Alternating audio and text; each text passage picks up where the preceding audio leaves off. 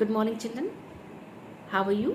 And I hope that you all are fit, feeling healthy, safe, and I also hope that you all are watching videos and listening to videos.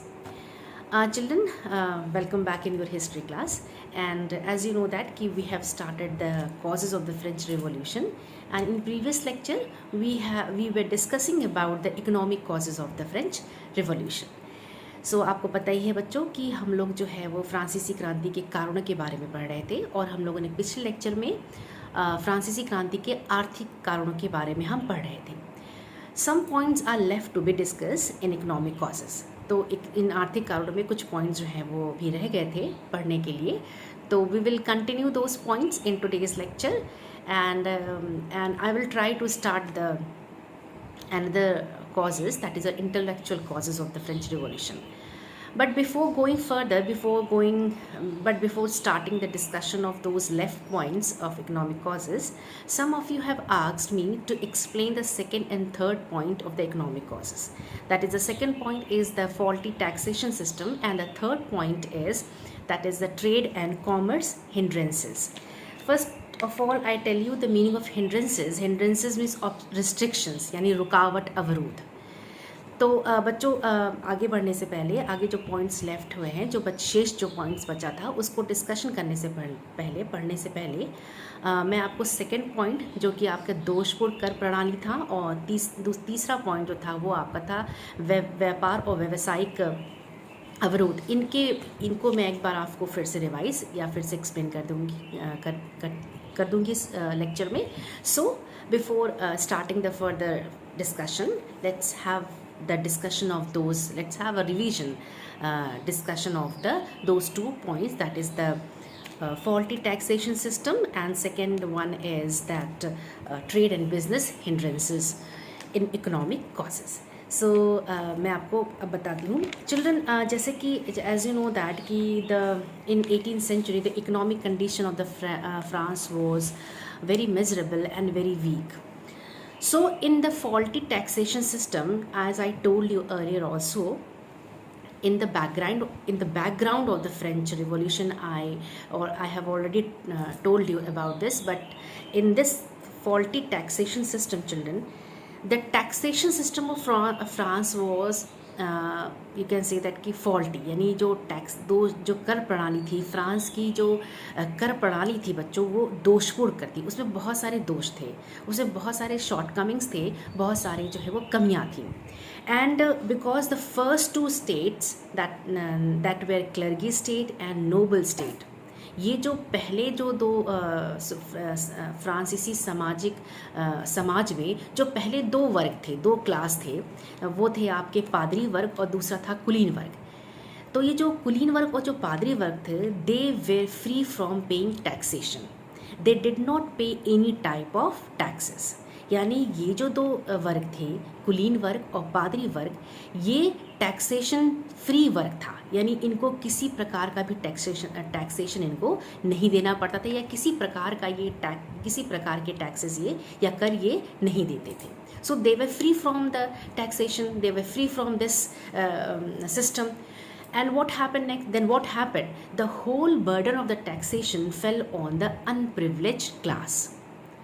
Unprivileged class means including the farmers and peasants and small farmers, peasants, workers, laborers. And although the third state also included higher middle class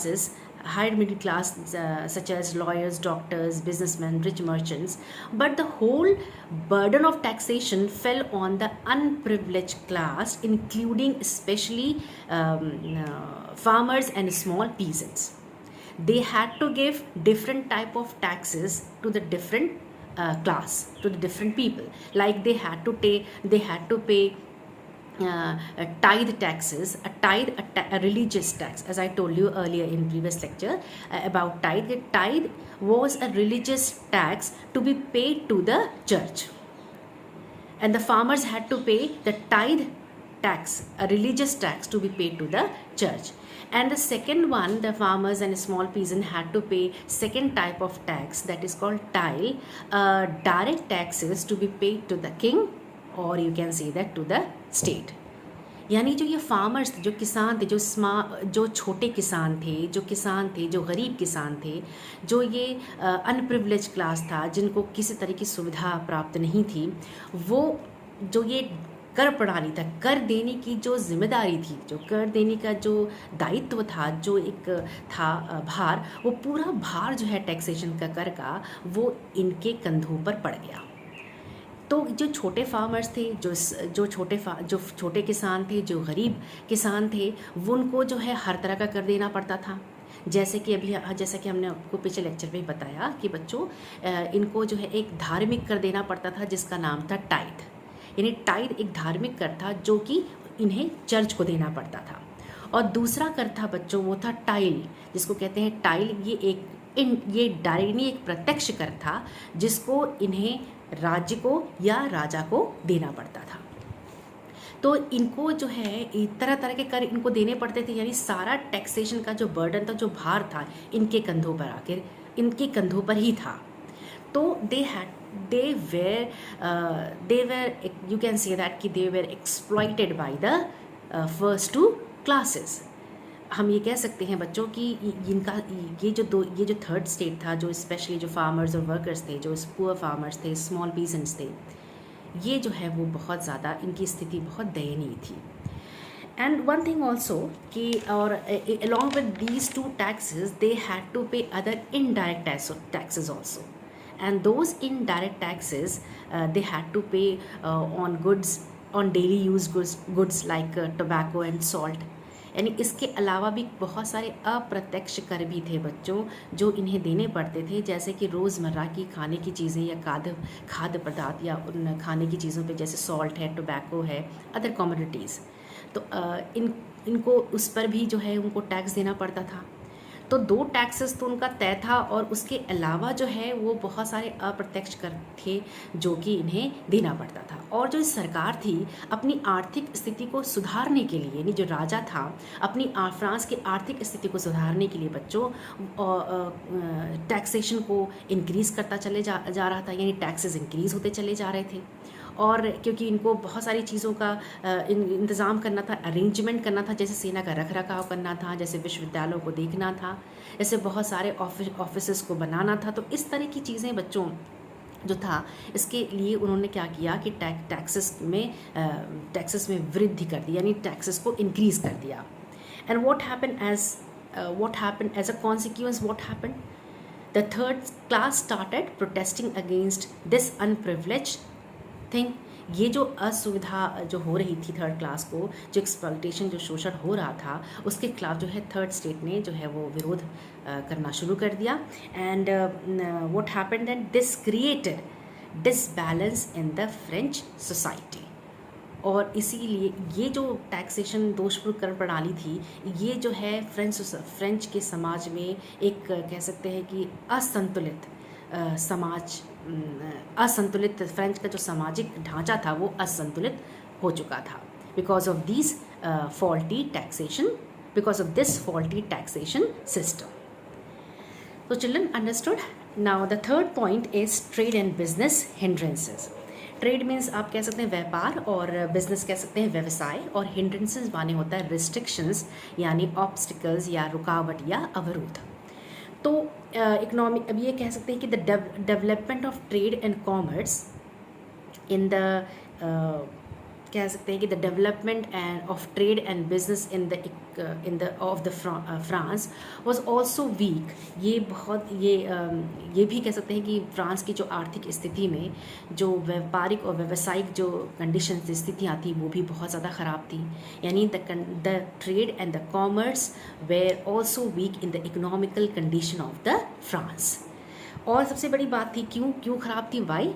because traders and merchants, they had to pay different type of taxes in each city, in each province or in each place। यानी जो व्यापारी थे, जो व्यवसायी थे, उन्हें हर स्थान पर, हर जगह पर, हर क्षेत्र पे, हर नगर में जो है इनको तरह तरह के जो है विभिन्न प्रकार के करों को कर देने पड़ते थे। तो ये जो तरह तरह के कर थे और कई प्रकार के जो कर थे उनको हर एक क्षेत्र में देना पड़ता था, हर एक जगह पे देना पड़ता था। तो ये अगर सपोज़ कीजिए कि अगर ये एक जगह से दूसरी जगह वो अपने गुड्स, अपने कम्युनिटीज़ को लेकर जा रहे हैं, अपने माल को लेकर जा रहे हैं, अपने प्रोडक्ट्स को लेके जा रहे हैं, तो उन जितने भी बॉर्डर्स, जितनी भी सीमाएं पड़ती थी, उन सब सीमाओं पे बच्चों जो है उन्हें कर देना पड़ता था। जैसा कि आजकल आप देखते होंगे टोल सिस्टम है, तो हर क्षेत्र में आपने देखा होगा हर बहुत सारे टोल सिस्टम होते हैं। जैसे यहाँ से अगर लखनऊ जाने में आपको कई बार टोल देना पड़ता है, तो इस तरीके से व्यापारी और मर्चेंट्स को देना पड़ता था टैक्सेस। और these type of taxes which traders and merchant had to pay at each place, each city and at each province was called guild. ये गिल्ड जो एक टैक्सेशन था, गिल्ड भी इन्हीं टैक्सेस में आता है। गिल्ड के अलावा भी बहुत सारे टैक्सेस उनको देने पड़ते थे, लेकिन गिल्ड एक ऐसा टैक्स था जो कि हर बॉर्डर पे उनको देना पड़ता था अपने कम्युनिटीज़ या अपने उत्पादक के लिए। तो ये guild also played a very bad role in doing trading. So these taxes also acted as massive hindrances in doing trade. तो जो ये गिल्ड था वो भी उसने ये जो गिल्ड था वो एक कह सकते हैं कि ये जो टैक्सेस था, गिल्ड वाला जो ये टैक्स थे, ये भी व्यापार में जैसे कहते हैं कि व्यापार में भी जो है वो व्यापार के लिए रोड़ा अटकाते थे। यानी जो ट्रेडर्स और मर्चेंट थे उनको व्यापार करने में सबसे बड़ा जो अवरोध था, जो सबसे बड़ा जो उनके रुकावट थी, वो ये गिल्ड भी था। और in spite of guild, in guild के अलावा बच्चों बहुत सारे टैक्सेस उनको देने भी, छोटे छोटे कर भी जो होते थे जो हर बॉर्डर्स पे उनको देने पड़ते थे। So these type of taxes acted as massive hindrances in trade and business. So what happened? So trade and business were not profitable. तो यहाँ पे क्या हुआ कि जो ये आपका व्यवसाय और वाणिज्य जो था वो लाभप्रद नहीं रहा, यानी उससे कोई लाभ नहीं हो रहा था ट्रेडर्स और मर्चेंट्स को, उनको नुकसान ही हो रहा था, क्योंकि जितना उनका उत्पादन होता था उतना उनका उससे कहीं ज़्यादा उनको कर देने पड़ते थे। So this affected the economy of the France. तो इसलिए जो है वो बच्चों इसका विपरीत असर जो है बिल्कुल कह सकते हैं फ्रांस की अर्थव्यवस्था पर पड़ा। So I hope that you all understood these 2 points. मैं आशा करती हूँ कि आप ये दोनों पॉइंट्स आपको समझ में आ गए होंगे। Now children, let's start the discussion of the other points which the left points of the economic causes. तो चलिए हम जो है अब वो इकोनॉमिक कॉजेज़ यानी आर्थिक कारणों के बचे हुए पॉइंट्स को एक बार अब उसको पढ़ते हैं, उसको जानते हैं। और मैं कोशिश करूँगी बच्चों की इस लेक्चर में थोड़ा सा हम इंटेलेक्चुअल कॉजेज़ भी शुरू करते हैं। और मैं वीडियो बहुत ज़्यादा बड़ा नहीं बनाऊँगी, थोड़ा छोटा ही वीडियो बनाऊँगी। And I hope that you will get the points. Okay children, or you have any doubt, please write in the comment box. So children, let's start the discussion of the points.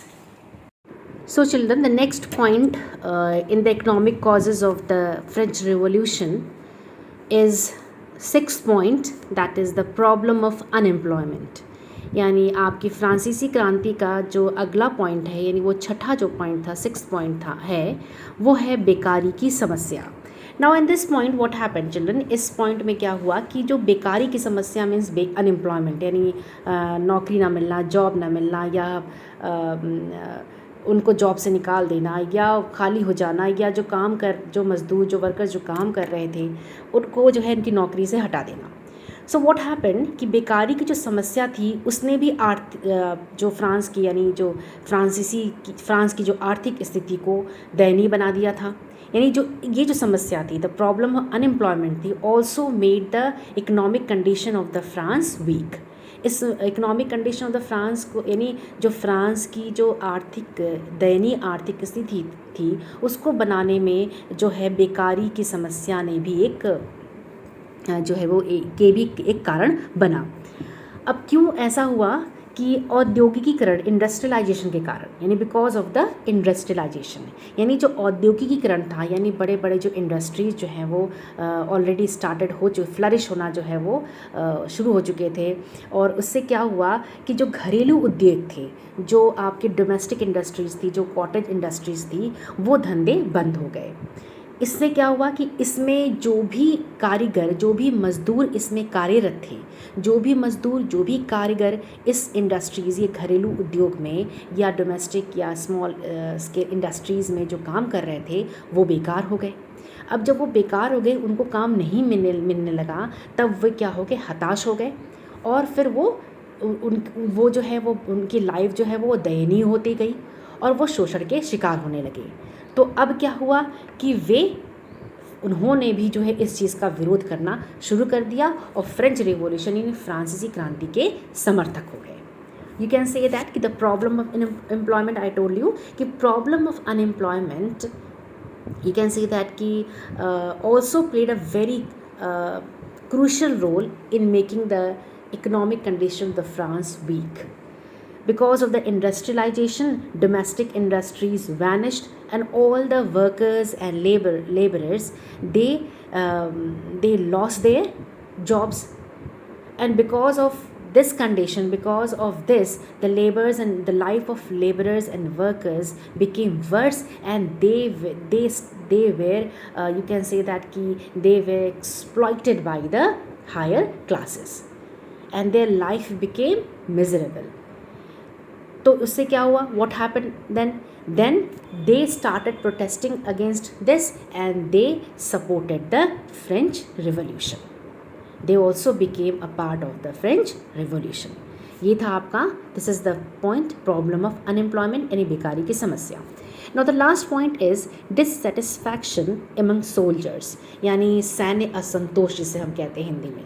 इसमें क्या था बच्चों कि जो आपके जो France का जो सैनिक वर्ग था, इसमें अधिकांशतः जो है ज़्यादातर जो थे वो किसान थे, क्योंकि वो जबरन जो है जब ये आर्मी में जब सैन्य में सोल्जर्स की या सैनिकों की जब कमी होने लगती थी, तो फार्मर जो गरीब किसान होते थे, तो जो गरीब किसान होते थे बच्चों, उनको जो है वो जबरन जो है वो सेना में जो है वो भर्ती किया जाता था, जिसकी वजह से क्या थे, तो जिसकी वजह से उन्हें वो इस तत्कालीन यानी इस जो व्यवस्था थी उससे वो बिल्कुल संतुष्ट नहीं थे, यानी बिल्कुल असंतुष्ट थे, क्योंकि उन्हें क्या था कि नियमित वेतन नहीं मिलता था, यानी उनको जो है वो नियमित वेतन नहीं मिल रहा था। अब जबरन भर्ती होने के कारण वो इतने ट्रेंड भी नहीं थे, तो उसमें तो इसीलिए जो फ्रांस का जो सैनिक वर्ग था उसमें ज़्यादा किसान थे जो कि अनट्रेंड थे, और वो जो है वो तत्कालीन व्यवस्था से बिल्कुल ही जो है वो असंतुष्ट थे, संतुष्ट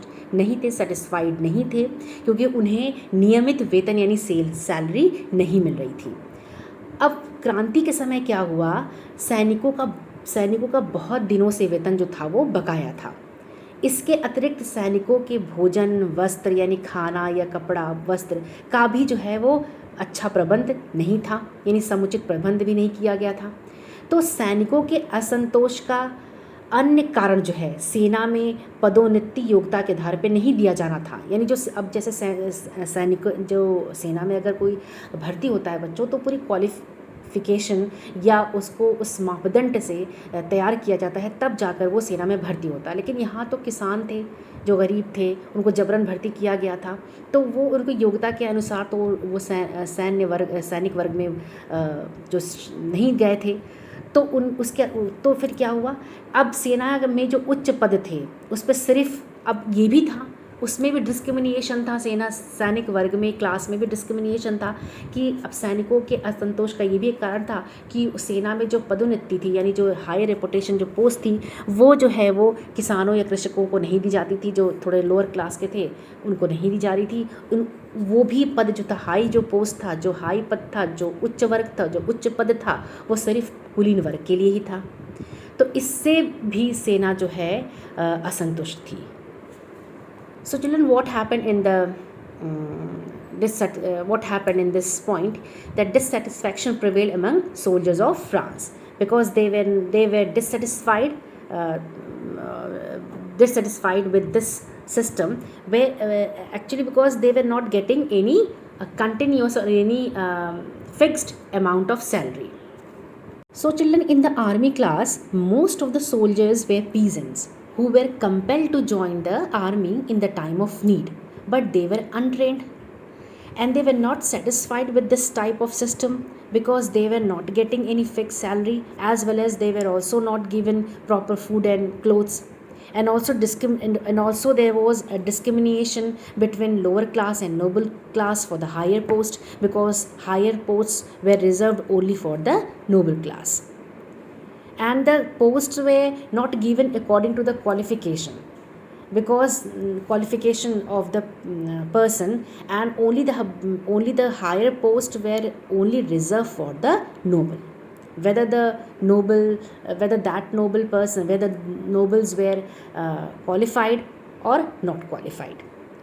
So what happened, this type of system, so children, because of these type of hindrances, or you can say that because of these type of things, the dissatisfaction prevailed among soldiers and the army of the France was dissatisfied. तो ये आपका point था 7th point economic causes का जो था आपका. So children, we will stop here, and we will not able to start the another causes of the French Revolution, that is the intellectual causes. We will start that point in next lecture. यानी आज हम जो है यहीं बंद करते हैं, और जो आपका बौद्धिक कारण है वो हम अगले लेक्चर में शुरू करेंगे. So take care of yourself and your family, and please watch the video, listen the video. और कोई भी प्रॉब्लम अगर आपको होगी तो आप कमेंट बॉक्स में लिखिएगा. I will solve your problem. I will definitely clear your doubts. So goodbye.